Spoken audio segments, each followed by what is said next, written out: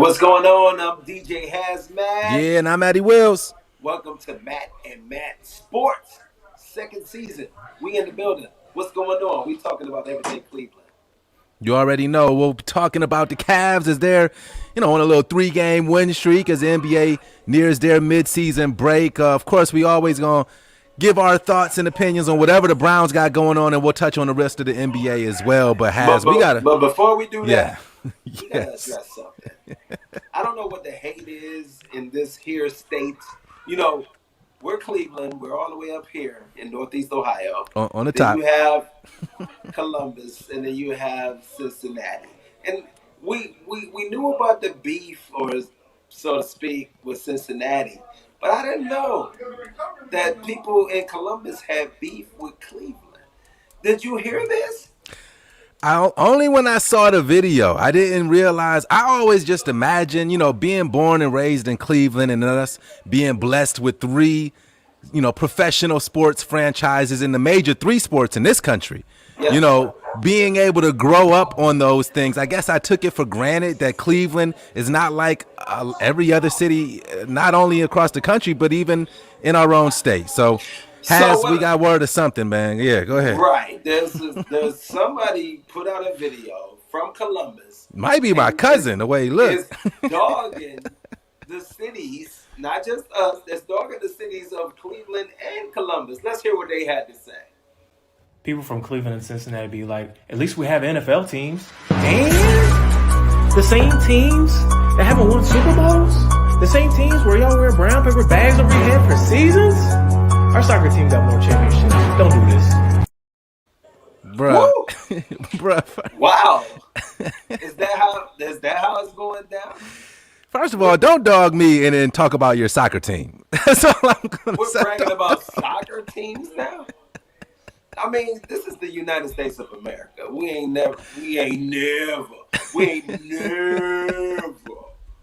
cared about soccer. But I'm not going to disrespect soccer. Right, of course not. As a world sport, yes. We think of soccer in the same context as like Olympics. You know what I'm saying? It's like a lot of countries around the world. But we ain't never been good at hockey. Are we good at hockey? I don't even know. We had a decent hockey team. Our hockey team wasn't bad. I think a few seasons ago they made like some kind of run in the playoffs where they weren't supposed to be there. But my thing is, what's the name of the Columbus team? And is it a Columbus team? Is it a soccer club? What do they call it? Is it a team in Columbus? What is the name of that team? Don't do that to me, man.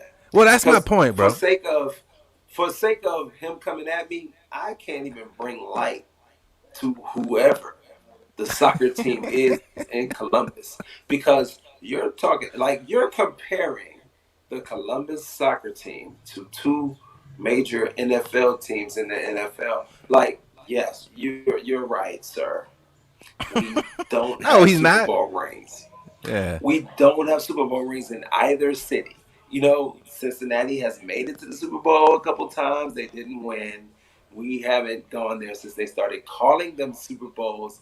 But do they have championships in Columbus for soccer?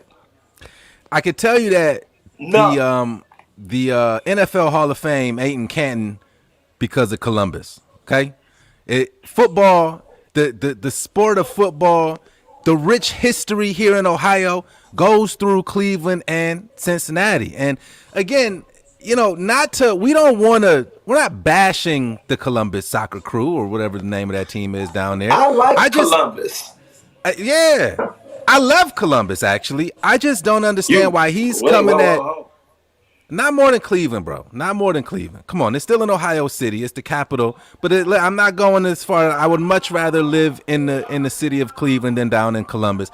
Namely because if I wasn't born in Cleveland, I wouldn't be such a huge sports fan. Introduced to the Indians back in the 90s when they were balling, being told the stories about the Browns back in the 60s when they were balling, watching the Cavs, drafting LeBron. I mean, being in Cleveland and rooting for these 3 sports teams, these franchises that we have here is a luxury. And if I lived in Columbus, I would imagine that you would want to share in some of that love. Not hate on it because you're at home watching the Well, hold on, Buckeyes, man. and which of course we love the Buckeyes, but come I on, have, man.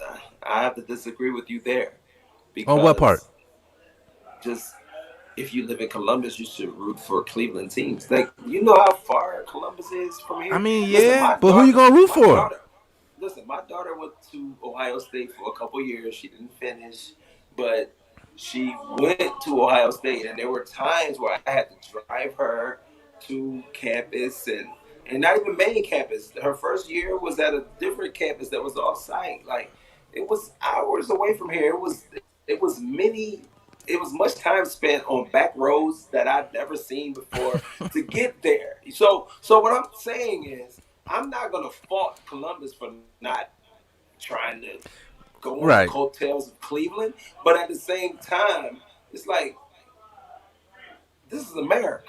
We don't care about soccer. You know what I'm saying? Like, Football? if you're gonna try to dog us and say that our national sports teams haven't won a Super Bowl, which is true, you can't combat it with soccer. I would have respected it more if he would have bigged up the Buckeyes, man. If he would have I mean, I wouldn't have respected hating on Cleveland regardless. But Buckeyes, I bet half the people in Columbus don't even know who their soccer team is. Well, I'm sorry. I got people. I'm over somebody else's house. I'm And I about to got say, to do damn, because I'm in what the a hell is space going that I shouldn't be. Hey, don't worry about where I'm at, dog. I'm not tripping on you, dog. I thought I was getting the feed or somebody. I didn't know what was going on. All right. So I didn't look, know either. Look, I don't want to make this about us bashing Columbus or bashing soccer. Like, much love Well, to they Columbus, bashed much us. love to soccer. It ain't they, it's that specific individual who I Who don't was know, that man. dude in the first place? I don't know, but his No, mother no, should have I hugged him a didn't little know bit who more he when they is. was young. Who is he? I don't know. What- Maybe what one of our makes him producers think will know that. He can go on his platform and try and justify that you live in Columbus. Which, to be honest, What up, their PJ? The metropolitan area is larger than Cleveland, Yeah. Northeast Ohio. But Hey, Columbus you know, lit. you Like, got- I ain't hating on the and city. listen, I'm not hating on Ohio State. I'm not hating on any of that. I get Said it. he checking in from the Philippines. Shout out to you. From the Go ahead, dog. Philippines. Go from the My Philippines, God. dog. You know what? Let's move on. Let's talk about the Cavs now.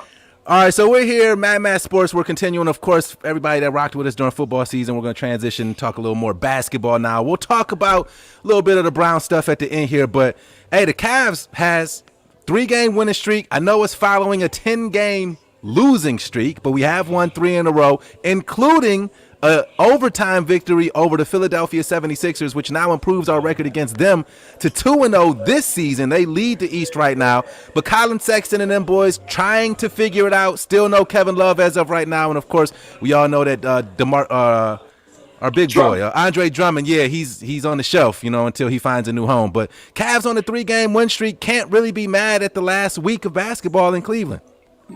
I could be mad at this. What place are we in the East? Ooh, we're second to last, I believe, in the Eastern There it Conference. is, right Yeah. there. So, a 10-game losing streak, I can't get happy until there's at least a 6 or 7-game winning streak. Yeah. And yes, Don't hold your breath. We beat the Philadelphia 76ers yesterday. Right. On a day when What up, Tracy Joel- Cooper? You got your hello, baby. I'm sorry. We appreciate you rocking with us. I ain't want to miss nobody. Go ahead, Haz. on a day when Joel Embiid scored 42 points. On a day when, uncharacteristically, Ben Simmons went for over 20 points in that And was game. hitting threes. Right. So, Right. This is the thing about the Cavaliers. It's gonna be a long season. It's hard to assess them because in that game, both of our backcourt, which is the strength of our team, Yeah. they went for 51 points combined, Garland Mm-hmm. and Sexton, and so, but it seems like they do that all the time. Like they're saying, you're highlighting that in a game against the Philadelphia 76ers, but I don't think Colin Sexton has averaged less than 20-something points a game. He's at about 23. Yeah, he's at about 23. He was Right. trying. The Cavs was pushing, trying to get him as a reserve, an all-star reserve. But it's some really talented players out there that got quote unquote snubbed this year. I don't think Colin is quite on that tier quite yet, but he's moving in that direction. I can't be mad at the growth that he's shown year over year. He's lucky that coming to America is coming out on Friday, because we can justify whatever he's doing right now with the thing he's been growing since birth. All I have been saying. You don't like the hairstyle that's what I'm picking up on, dog. Do you not agree with that hairstyle? The rat tail plus the whatever else you call that stuff sitting on top of his head. It's not my place to judge his hairstyle. But at the same time, when that hairstyle is combined with out of control play in crucial moments of the game, then as an old person, I start to. That's the first thing you're gonna say?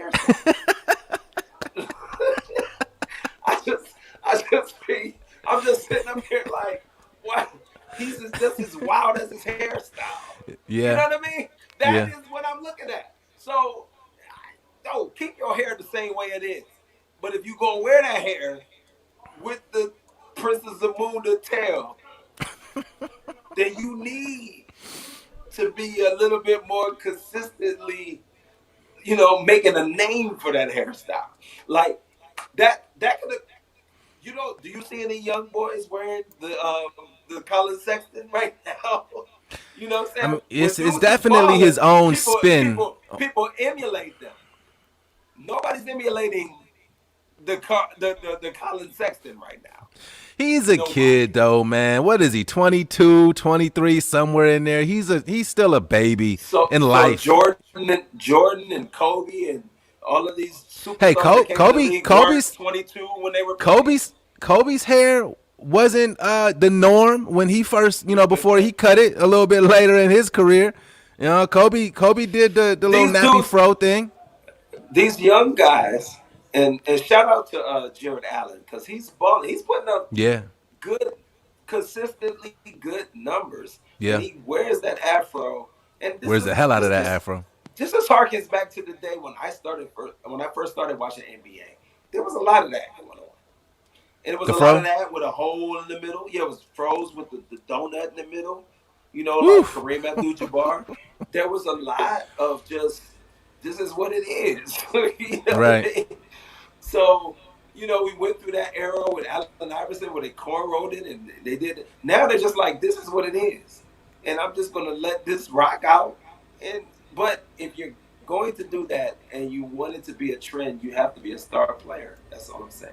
All the time. Yeah, and being a star player in a market like Cleveland, you got to be a little bit more than just your regular star if you really want to get people to buy in to the look that you're selling. I will say this about Colin Sexton: 23 points, 4 assists a game. He's still young in the league. He has room to grow. If there's one thing that I would like to see him pick up on, is just pass the ball just a little bit more. Just trust your teammates just a little bit more. Just a little bit. 4 assists a game, 23 and 4 ain't going to make you an all-star. You got to get them assists up or, round out the statistics in other ways other than just, being a scorer. And he has improved on his efficiency in scoring the basketball. So I can't really hate on the young boy Colin Sexton, man. Kevin Love, real quick before we move on. Okay. I can hate if it's not helping the team win. So go ahead. You talk about Kevin Facts. Love, and then since you talk about passing the ball, we can pass it on to another subject. Well, yeah, I just want to say before we just kind of touch on the rest of the NBA, Kevin Love, he played 2 games this season. He's making about $40 million this year. I think it's like $34 million this year. He's played 2 games, scored about 20 points on the year. And no, he will not be playing before the NBA's All-Star break, which is coming up at the end of this next week. So they're hoping that Kevin Love will be 100% healed from his calf injury when the Cavaliers come back, which will be on March 12th on the road against New Orleans. So I don't know. Kevin Love, a former All-Star, championship winner on this team, championship starter on this team. I need him to kind of get back into the swing of things with this team, man. I know you can't help but when you're hurt, but so, of course we always hear the best ability is availability. Go ahead. When you say this about Kevin Love, give much props to Kevin Love for being able to get paid this much money to do nothing. To do not a damn thing. I can't hate on the man. But when you think about what he's going to offer when he comes back, like, what is it really going to mean for this team? Do you think it turns us into a championship caliber team? Absolutely not. We know that. Okay, so then I don't even understand what the extra discussion is. I think we should just give Kevin Love his props for getting all the money he can get after LeBron decided to bring him here when he was the GM. And and now he without playing. And Kevin Love, let me borrow $20. Well, I will say this. I know the Cavs, and we highlighted that they're, 10 or the second worst team in the Eastern Conference. There are only 3 games back at the 8th seed and 3 games back at the 10th seed. And this year, with the funky rules of postseason play, there's a play-in ability to get into the playoffs if you're in that 8, 9, 10 seed.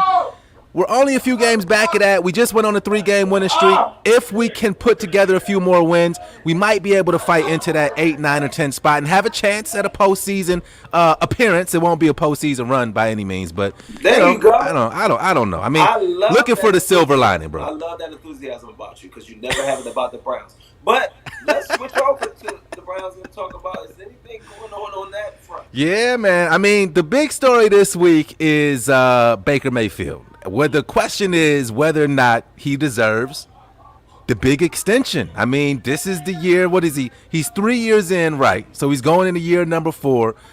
Does he deserve that big boy NFL quarterback contract? Has he proven enough? And you guys watching can definitely answer that question as well. Do you think Baker Mayfield deserves an extension with the Cleveland Browns? I imagine I know where you're going, but I'll let you say. About where all right, go ahead, Doc. No, to be honest, I was going to ask you to answer that question first, and then I was going to come with my retort, because this is Baker's 3rd year, not 4th year, right? Third, I believe. Yeah, when I'll you double sign check a while we rookie look. Contract is for 4 years, right? Right. Okay, so Andrew Berry, who is supposedly critically acclaimed as being an astute and savvy business person, they could probably do Baker Mayfield the same way that the Dallas Cowboys did Dak Prescott, but just for 1 year though. You can't do that to him for more than 1 year, because I believe that there was enough doubt about Baker Mayfield that they could convince him to play for a year, that he needs to prove himself again for that big contract. I don't know if you sign him to a big contract moving forward right now, only because I don't think, in the eyes of the majority of the NFL analysts and everything like that, that he's proven. Like, as long as there's people able to come out with some doubt about him, that hurts his case. Now, for me, I'm like, I just want a good quarterback, and I feel like Baker is a good quarterback, and he's going to play well for us for years to come. You know what I mean? But I understand the business aspect of it, that you're not just going to sign someone just for the sake of signing them because the fans love them, or, something like that. I don't know, you're probably surprised at this answer, but a little bit. Saying, yes, but I've always been a realist. You think I'm just a Browns whatever, but I do. It's not the case. It's not the case. I just don't hate on the player who dons the uniform. I give them an opportunity. That's the difference between you and I. So I don't think I properly explained the situation with Baker. So they have the option until May 3rd. Until May 3rd, they can pick up the 5th year option on Baker. Get him at that, I think they said, an $18 to $22 million range, which would be kind of a discount for a franchise quarterback on a yearly basis, right? Or they're weighing if they can sign him to the big one now, or let this year play out. Don't sign him to the 5th. Don't extend him to the 5th year option, and let this year play out, and then see at the end of this year if you want to offer him the big contract or not. What I would do, this is a conundrum. This is a rock and a hard place for the Browns, because we saw it with Carson Wentz and players like him, Jared Goff, Sometimes you throw all that money out there and them guys turn into duds. And then you can't fill out your roster because you have so much money dedicated to one person. So I don't really know what the Browns should do. I think what I would do is probably just give them the 5th year, sign them to that 5th year option, get them for this year and next year, and at least have them on your roster with this. I mean, on your team with this roster in place. Use this year as a barometer and see where you stand. And if he balls out or if he even comes close to what he did last year, then I would probably seriously consider giving him that big contract.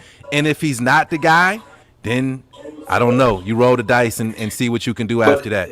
But I'm scared about Jared Goff. The Jared Goff thing and the Carson Wentz thing scares the hell out of me in this situation because those guys are unproven. And to me, Baker is not proven himself as the guy yet. I know he's capable, but I don't know if he can be the guy for the next 5, 7, 10 years. Can he be the guy for the Browns? That's all that really matters. You know what I'm saying? I don't know. I'm thinking he can. I've always thought that he could be. I just, he was a number 1 pick. He did what he did in his college ranks. He won the Heisman Trophy. Like, I just think that if this was a player that was taller, if he fit the mold of the typical quarterback that is supposed to be successful in the NFL, nobody would be questioning this with his numbers and stats coming out of college. So the only thing that people are looking, and then the fact that we had the Johnny Manziel situation. And so people are looking at Baker Mayfield as if he's another Johnny Manziel. And if people can learn to separate the two, if they can look at it as two totally different separate situations, even going into negotiations, yes, he's in his 4th year. If you're going to give him an extension now, there's nothing to talk about next year. He signed. You know what I'm saying? If he signs an extension this year, we don't need to talk about next year because he's already under contract. You know what I'm saying? So I'm thinking if there has to be any negotiations moving forward where Baker, he has a little bit of an argument on his end, and the Browns have some argument on their end based on the history of quarterbacks in with the Browns organization in the NFL. So it'll be interesting to see. And for sure, if Baker plays on a franchise tag, I mean, I just think all parties benefit in that situation. And then, because people are expecting, and imagine how much money he could command if, because a lot of people would expect this team to compete, go to the playoffs, go deep in the playoffs, possibly make the Super Bowl in the 2021 season. So if that happens, I just think, I've never been in a position of a player who can say yes or no to millions of dollars. Right. But at the same time, it's just like, when does this many more million and this many less million become a factor in how you make your decision?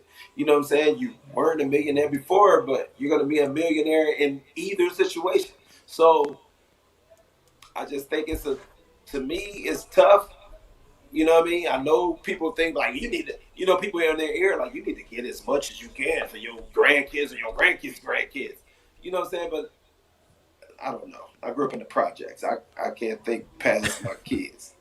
I feel you. I will say this, though, contract-wise. Denzel Ward, he's going to demand some money. Nick Chubb, damn sure going to demand some money.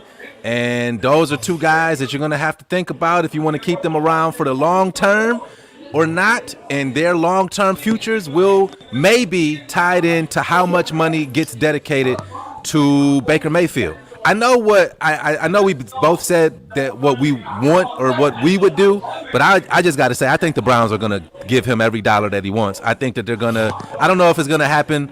I don't know if they're going to, give him the 5th year option or sign him to the big contract. But instead of doing that, but at some point, I feel like they're going to throw every dollar at him. This team has gone through a million quarterbacks in the last 20 years. I don't know. I necessarily agree with it, but I'm just saying I think that that's what's going to happen. I think things that are happening around the NFL, like what's going on with Deshaun Watson, they just gave him the biggest contract. Yeah, that's a good point. Not even a half a year ago. and now he don't want to play with him no more. Look at what's happening with Russell Wilson. He got big money. But he went out and earned it. And he ready to go too. Yeah. And now he wants to leave. You know what I'm saying? So it's just a matter of you don't give these guys. You know what I'm saying? I think we're coming to a time where you can't just give the quarterback the money just because they're the quarterback. If teams, owners, it's arguable. Say if you and I own the team, you know, that Patrick Mahomes contract $500 million really was a detriment to teams moving forward because you think, look at what happened to Patrick Mahomes in the Super Bowl. I understand. You pay $500,000 for that. I understand that. Okay, well, let me respond to that. He lost to the GOAT, one, and Patrick Mahomes is a one of one. There's no other Patrick. If I pay you $500 million, yeah, over 10 years. You better overcome. You want 10 Super Bowls? You better overcome something in a game. That's all I'm saying. I feel you, bro. I feel you. But he lost to the GOAT. I mean, who he lost to? How many other people have lost to that man? Hey, I get it. Don't give me the GOAT. Because the GOAT been playing for way less than that. You know what I'm saying? Patrick Mahomes got paid way more than Tom Brady. Yeah, he's supposed to. You're supposed to get whatever dollar whatever the most. Bro, you're tying his contract into the Super Bowl, which he was minus 2 offensive linemen and everything else that we saw. Into how you're going to perform moving forward. You give me this much money, I better be the man. So he can't lose. So what you're saying is he cannot lose another game. So what I'm saying is NFL teams should stop playing players for what they did. But the quarterback is the most important position we're talking about American sports. It's the most important position in American sports. No, it doesn't. No, it doesn't. You name me a team that doesn't have a good quarterback, and I'll tell you when they got eliminated and why. It's going to be because they didn't have a good quarterback. At the end of the day, the Rams, which Rams team, first of all? Last year? They went to the Super Bowl. They didn't go to the Super Bowl last year. We just talked about it. The Chiefs and the Buccaneers went to the Super Bowl recently with a quarterback that nobody thinks is good. So and where are they now? Doesn't matter. It does matter. They just traded him because he's trash, first of all. And then this year, they got beat up in the first game of the playoffs, and they haven't done anything, mainly because they don't have a good quarterback. Like, the rest of their team carried them as far as a good team outside of a good quarterback can carry you. But at the end of the day, if you don't have a good quarterback, save for that 2000 Baltimore Ravens team, save for them, which was 21 years ago. Every other team, Tom Brady, have been to 10 Super Bowls in the last 20 years, and he's the GOAT. So quarterbacks are important. And And a quarterback that I paid $500 million to couldn't win me a Super Bowl. They didn't give him a $500 million check. Yes, they're going to be making payments on that for the next 10 years. And I want to ask you this because we going at 30 minutes, and I know people got stuff to do. On the position of the NFL, and you talking about how much quarterbacks are making, do you think that the hard salary cap in the NFL is a little antiquated? Maybe we need to come off of that because if you have a quarterback like a Patrick Mahomes or anybody you deem that deserves that kind of money, it hampers and restricts you from how much you can pay the rest of your team, but you still need to pay 52 other guys on that roster. So do you think that the NFL needs to come up off of that hard salary cap, or do you think that has nothing to do with this? I think the salary cap is what the salary cap is, and I don't understand how the makers of it they're supposed to be lowering it this year or whatever they're doing. But I think they added money to it. Well, it's still... So you can spend more money now, basically, is what the NFL is allowing teams to do. Okay, so this goes against your argument. No, because it's still a hard cap, though. So what I mean is, like, it's just $100 for a round number. The NFL says every team can spend $100 to fill out their roster, whereas in the NBA, you can pay a luxury tax if you want to go over the salary cap because it's not a hard cap, it's a soft cap. So if you want to go over that like Dan Gilbert when he was chasing rings with LeBron, you can pay over that. They're just going to tax you on that. But it allows you more flexibility in your roster is all I'm saying. The NFL, there is no flexibility, which is why Deshaun Watson wants out, and why Russell Wilson is getting sacked every week, 10 times a week, because they can't fill out the roster. They can't pay for an offensive line because the quarterback has all the money. Well, Matt, I don't know what side of the argument you on. Are you saying that they have enough money or they can't spend enough money? I'm asking you if you think that the hard salary cap is good or bad for the NFL. And I think that your response is that it is what it is. And I get that too. I think it is what it is. It's just as a player, and this, you have to throw it back on the players at some point. You know what I'm saying? Are you going to take the amount of money that's going to be a detriment to the team in the future, or are you about winning championships? Bro, you can't tell me. You gonna tell me to take less money? You gonna tell me to take less money for you? I don't know. I don't know if I'm gonna do that. I'm gonna tell you to take a fair amount of money for your life. To me, what's fair is whatever they're willing to offer me. Right. So let me ask you this.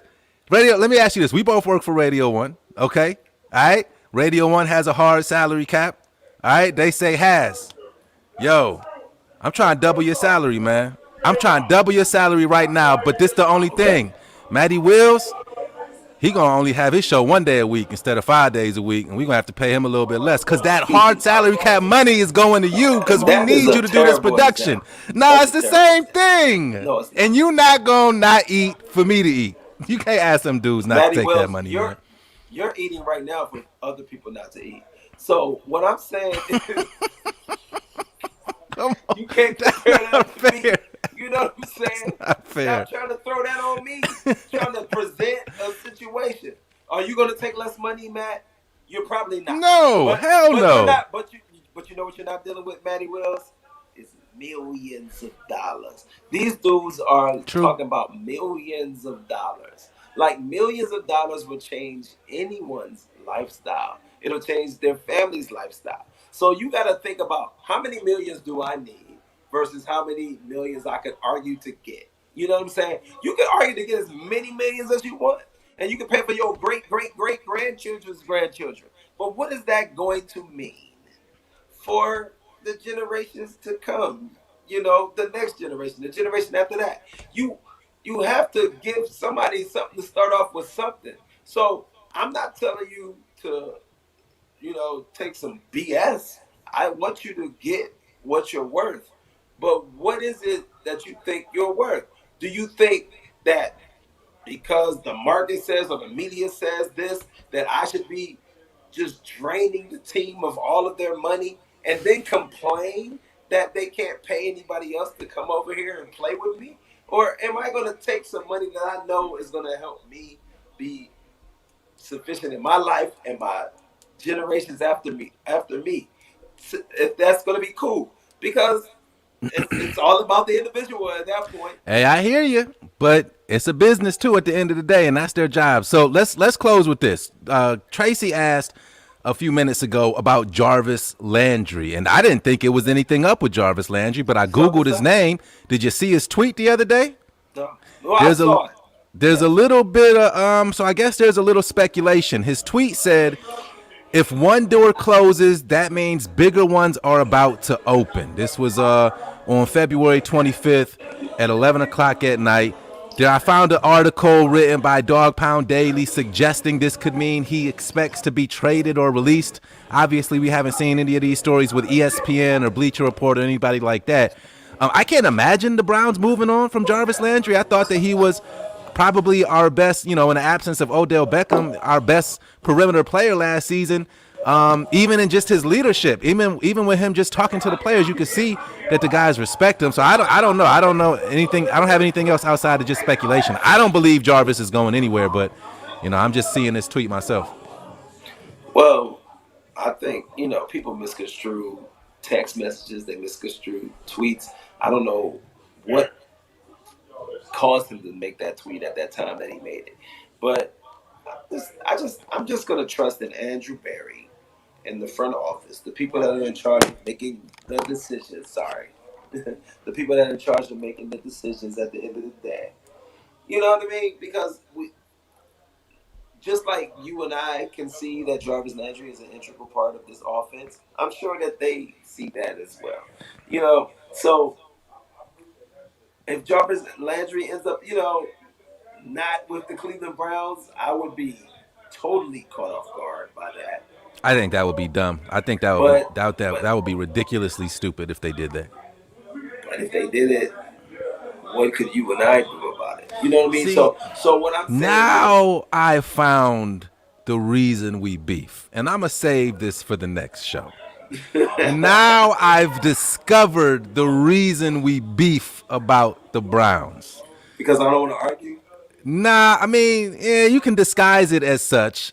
I think that you ride with the uniform regardless, and you don't allow yourself to be critical of certain things you see playing out, even when your football brain tells you Josh McCown can't be the quarterback for this team What for did I next just season. say about Jarvis Landry? You love, dude. I get it, man. You said you like him. You want him to be on the team. You'll be taken off guard. However, if he's not here, you trust Andrew Berry. I don't ride with that, man. I don't ride with that. That's all I'm saying. So if let's say this: if Andrew Berry were to make a move that ended up Jarvis Landry not a Cleveland Brown, you would want to fire Andrew Berry? I'm not saying that. I would wholeheartedly disagree with it, and I would think that it's stupid, and I would get on it, and I would get on this show and tell you that Andrew Berry made a stupid decision. We don't have wide receivers as it is. I would express my disappointment in Jarvis Landry not being with the team anymore either. But I'm old, man. I've seen plenty of dudes wear that. Come and go. I know. I have a jersey on the way. It took them a long time to even, when I tracked my order, that it's shipping now, and I still have to wait a couple weeks to get this jersey. But at the same time, bet it's not an Odell jersey. Dude, I will never pay money for anybody's number ever again on the Cleveland Browns. I'm going to find out a number that I can use that nobody's wearing, and I'm going to put my name on the jersey. If I pay any money, you know why? Because look what happened. I bought Joe Hayden jerseys. Look what happened with that. Right. I get you. I get you. Put my name on the back. People are like, "Oh, why you wearing a Zendejo jersey?" I'm like, I bought this when Joe Hayden played for them. Okay, boy. I'm just saying, it's just I am not in control of the front office, and I am going to root for the Browns regardless of what I know. they make. We all are. I know. So to be up here crying and moaning if this player is not on the team next year, or this player is not on the team next year, I can't do that. I have to look at what we have, see, and analyze that moving forward. I'm with you. I get it. Again, this is the Cavs show. We spend most of the time talking about the Browns. It's probably how a lot of these episodes are going to go. But shout out to the Cavs, man. 3-game winning streak. 3-game winning streak.